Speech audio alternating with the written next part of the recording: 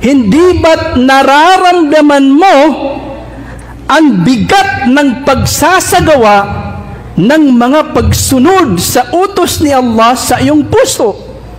Hindi ba't nararamdaman mo ang bigat ng pagsasagawa ng pagsamba kay Allah? Bigat ng pagsasabuhay sa mga kautusan ni Allah? Hindi mo pa ba tatawagin na yan ay kaparusahan? Hindi mo pa ba iisipin na yan ay parusa ni Allah? Na kaya mong bumuhat ng isang sakong bigas, pero hindi mo kayang buhatin ang suot-suot mong hindi dumatal sa 1 kilong malong, o kaya yung kumot na hindi umabot ng kilo sa bigat, pero kaya mong magbuhat ng isang sakong bigas, 50 kilos na bigas.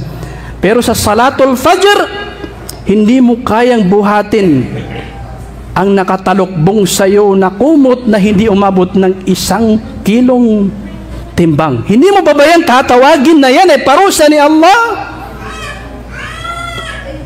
Na hindi mo na nararamdaman ang tamis ng pagsamba kay Allah? Pakiramdam mo sa mga pag-uutos sa ni Allah ay napakabigat na simbigat ng mga bundok. Hindi mo pa ba yan tatawagin na parusa yan ni Allah subhanahu wa ta'ala? Ang parusa ni Allah ay mas malaki kaysa sa iyong inaakala.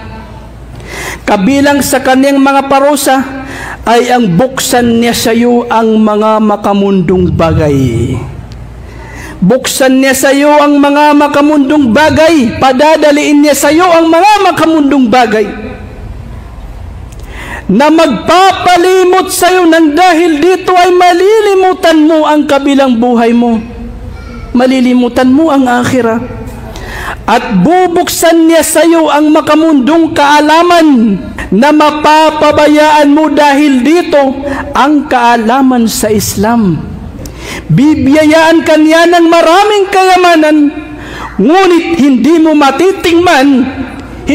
matitikman ang tamis ng pagsunod kay Allah, tamis ng pagsunod sa mga ipinag-uutos ni Allah, at ang mga pagsamba at sumpaman sa aking Panginoon. Ito ay kabilang sa malalaking uri ng kaparusahan. Ilang beses ka nang pinaparusahan ni Allah nang hindi mo namamalayan. Ito yung pinaka masaklap na parusa ni Allah sa mundong ito, mga kapatid. Ang ipatikim sa iyo ni Allah, buksan niya sa iyo ang mga palamuti ng mundong ito, maging madali sa iyo, maging mayaman ka, subalit nang dahil dito ay makalimutan mo ang iyong pakay sa mundong ito. Wala ka ng pakialam sa pag-alaala kay Allah. Wala ka ng pakialam sa din, sa iyong relihiyon. Wala ka ng pakialam sa iyong kaligtasan sa kabilang buhay.